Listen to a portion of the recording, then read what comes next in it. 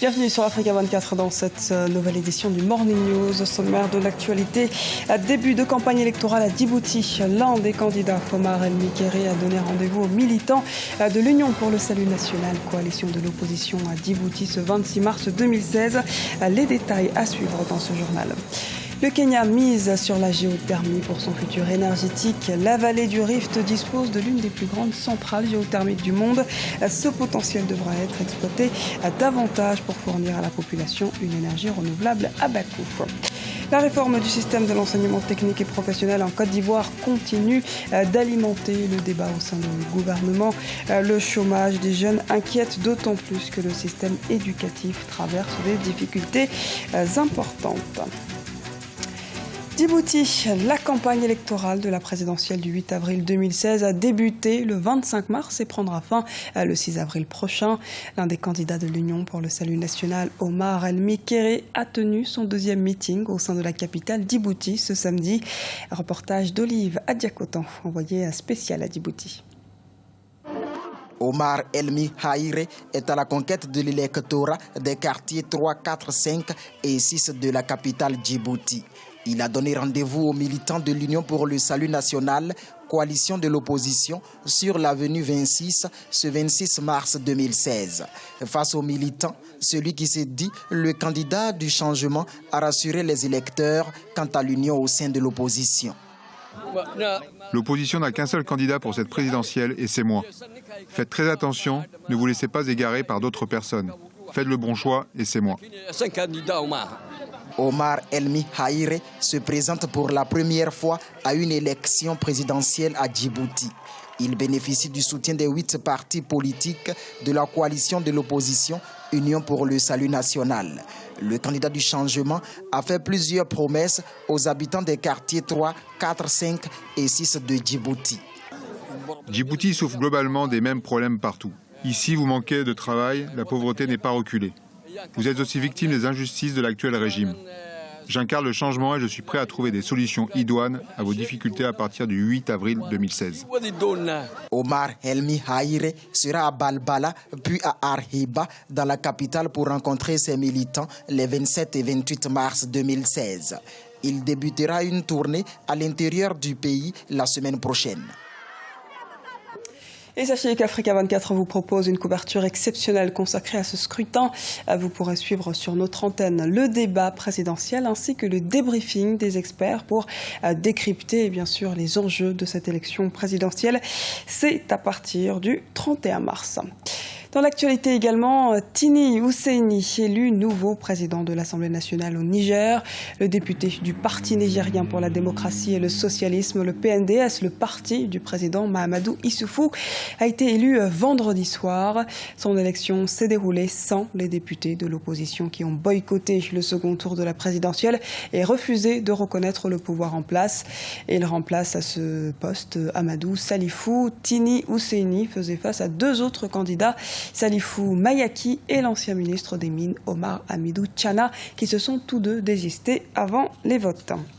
40% de l'électricité du Kenya est issue de la géothermie. C'est la première source d'énergie du pays, devant l'hydraulique, 37,6%, et le thermique, 22,7%. C'est donc cette source d'énergie renouvelable tirée de la chaleur présente dans le sous-sol qui va être fortement dynamisée et intensifiée par le pays, comme nous l'explique Oumou Kalsoumba. Le Kenya fait du secteur de l'électricité l'une de ses priorités. Le pays entend tripler sa capacité de production d'ici 2020 afin de compenser la hausse annuelle de la demande en électricité estimée à 11%. Pour atteindre cet objectif, les autorités misent sur la géothermie. Actuellement, plus d'un tiers de la population kenyane vit sans électricité et les coupures de courant sont récurrentes. L'écorce terrestre est très fine et cela nous facilite l'exploitation de l'électricité. Donc, la vapeur peut sortir plus facilement, ce qui nous permet de produire de l'électricité.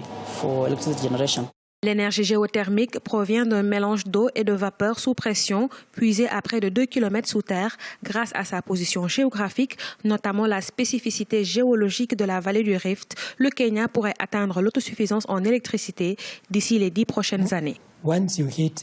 Ce n'est pas pareil avec la géothermie. Une fois que vous touchez au puits et que vous commencez à produire, cela tourne 24 heures sur 24. C'est une source très fiable d'approvisionnement en électricité et aujourd'hui, au Kenya, l'une des moins chères. Le gouvernement kenyan entend atteindre une production de 17 500 MW d'électricité en 2030 contre 2200 MW en 2015. Et cela pourrait avoir une répercussion sur le coût de l'électricité jugé exorbitant par les consommateurs. Dans l'actualité kenyane également, le verdict de William Ruto. La Cour pénale internationale rendra sa décision le 5 avril concernant la demande de non-lieu introduite par les avocats du vice-président kényan William Ruto et du journaliste Joshua Arap-Sang. Notons que la juridiction internationale a exigé la présence physique des deux concernés pour décider de la fin ou non des poursuites dont ils font l'objet.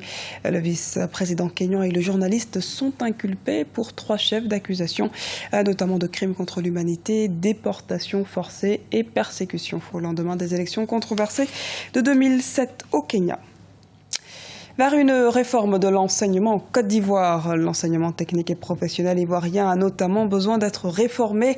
Les autorités pointent du doigt la défaillance du système éducatif qui constituerait un frein à l'insertion professionnelle des jeunes.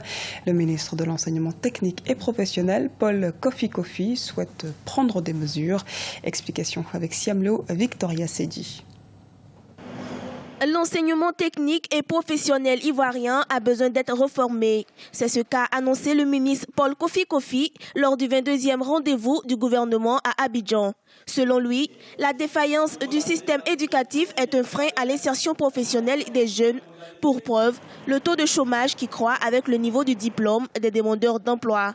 Le chômage touche assez de jeunes diplômés, soit 14,1% pour le baccalauréat, 35,7% pour le BTS et 27,8% pour le DUT.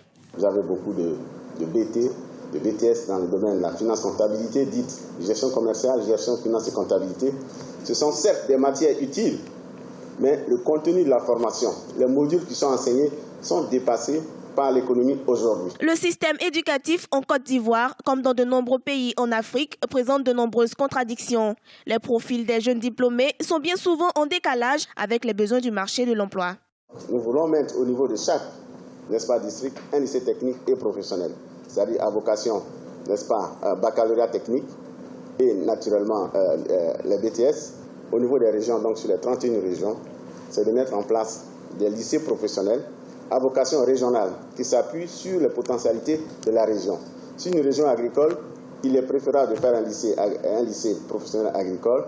Si une région est industrielle, il est préférable d'aller dans ce sens, ainsi de suite. Les indicateurs 2014 du taux de chômage en Côte d'Ivoire sont estimés à 5,3%, soit 430 419 personnes toujours sans emploi sur une population active de plus de 11 millions de personnes.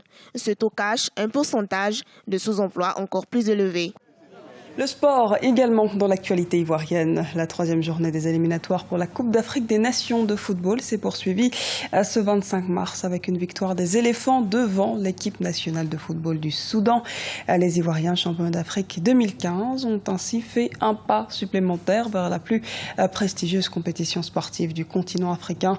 Le résumé de cette rencontre dans ce reportage d'Olivier Conan, notre correspondant en Côte d'Ivoire. Un seul but a suffi à la Côte d'Ivoire pour s'imposer au stade Félix Houphouët-Boigny face au Soudan en éliminatoire de la Coupe d'Afrique des Nations de football CAN 2017. Un but inscrit à la 35e minute de jeu par le capitaine Gervinho. Une victoire qui permet aux éléphants de passer devant le Soudan au classement avec 4 points. La rencontre a été dans l'ensemble maîtrisée par les éléphants, mais le sélectionneur Michel Dussuyer espère procéder à des réglages avant le match retour. On a une équipe qui s'est coupée en deux, donc on n'arrivait plus à trouver véritablement les attaquants pour pouvoir enchaîner ensuite vers l'avant. On avait eu du mal à faire remonter un peu le bloc équipe pour réduire un peu les espaces. Donc dans ces intervalles-là, ça demande beaucoup de courses, de justesse technique et par moments on a rendu assez vite le ballon à l'adversaire. C'est ce qui nous a mis en difficulté. Certains joueurs de l'équipe nationale de Côte d'Ivoire n'ont pas eu leur rendement habituel, à l'image du défenseur central, Eric Bailly, remplacé en fin de partie suite à une petite blessure. Ce problème, je l'ai eu le dernier match contre le Barcelone. C'était en première mi-temps, j'ai eu un petit mal au niveau de l'adducteur. Donc je pense que c'est juste un mal. Je pense qu'avec ces jours de récupération, je vais vite récupérer et espérer jouer le match retour. Voilà. Sinon, ce n'est pas un problème sérieux. La défaite face aux champions d'Afrique en titre n'affecte pas l'équipe du Soudan. Elle compte prendre sa revanche à domicile le 28 mars au match retour. Toute fois que vous jetez un coup d'œil à l'équipe du Soudan, vous remarquez qu'elle est constituée seulement des joueurs locaux. Et avec les joueurs locaux, il n'y a aucun professionnel. S'il n'y a pas de professionnels, il en manque physiquement, techniquement et professionnellement. Évidemment, vous allez avoir à constater qu'il y a une différence entre l'équipe soudanaise et celle de la Côte d'Ivoire. La Côte d'Ivoire est considérée de professionnels, c'est leur métier. Alors que les Soudanais, ils sont des joueurs locaux. Donc la différence, en analysant ce match, est très visuelle. La Côte d'Ivoire prend la tête de son groupe avec cette victoire à domicile. Le match retour le 28 mars à Khartoum au Soudan s'annonce décisif. Une victoire des éléphants les mettra en orbite pour la qualification pour la phase finale de la CAN. Une défaite relancerait le Soudan pour décrocher l'unique billet pour le Gabon. Le classement du groupe I se précise donc après cette troisième journée comptant pour les éliminatoires de la Coupe d'Afrique des Nations. La Côte d'Ivoire se positionne derrière le Gabon qui lui est déjà qualifié de par son statut de pays organisateur. Viennent ensuite le Soudan et enfin la Sierra Leone qui complète le tableau. C'était le journal de la rédaction. Merci de nous avoir suivis. Retrouvez dans un instant une nouvelle édition de l'actualité sur Africa 24.